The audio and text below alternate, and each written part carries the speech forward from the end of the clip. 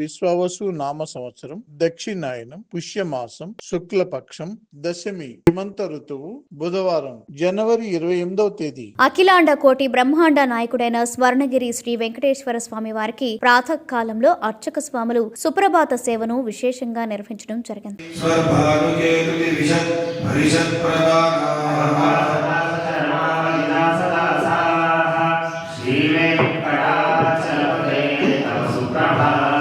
సుప్రభాత సేవ అనంతరం శ్రీ మహాలక్ష్మి అమ్మవారు 33 కోట్ల దేవతలు కొలువు తీరినట్టి గోపృష్ఠ దర్శనాన్ని చేయించడం జరిగింది. ఈ రోజు 5:45 శ్రీ వెంకటేశ్వర స్వామి వారికి నిత్యారాధన నిమిత్తం అర్చక స్వాములు వేద మంత్రోచ్చరణలతో సువర్ణ బిందె తీర్థమును బంగారు బావి నుండి తీసుకువచ్చారు.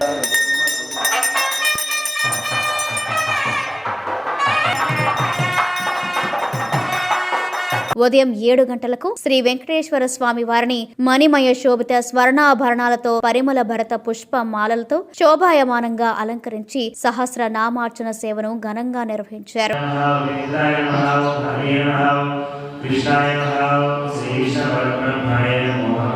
ఈ రోజు బుధవారం సందర్భంగా స్వర్ణగిరి శ్రీ వెంకటేశ్వర స్వామి వారి దివ్య పాదార విందములకు 108 బంగారు అష్టదళ పద్మ పుష్పాలతో శ్రీ స్వామి వారికి అష్టోత్తర శతనామాలతో అష్టదళ పాద పద్మార్చన సేవ చేయడం జరిగింది. భక్తులు శ్రీ వెంకటేశ్వర స్వామి వారిని దర్శించుకుని ఆనంద పరవశులైనారు.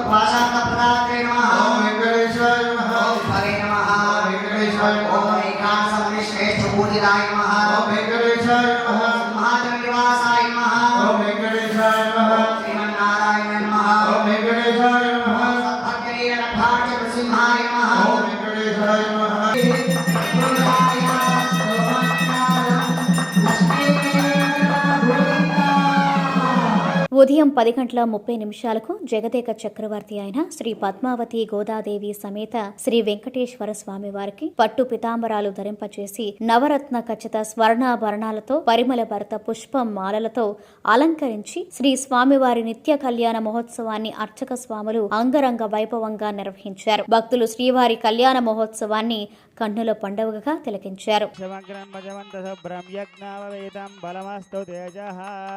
స్వర్ణగిరివాస గోవింద ఈశ్వర స్వామినే కన్యాధిమే వరాయ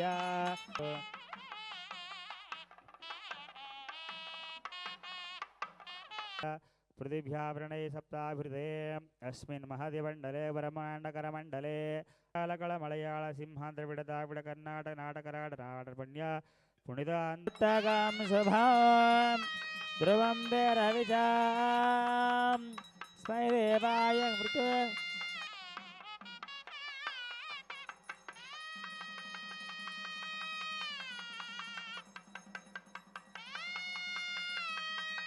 మాంగళ్యధారణ ముహూర్తస్య ముహూర్త అస్తు.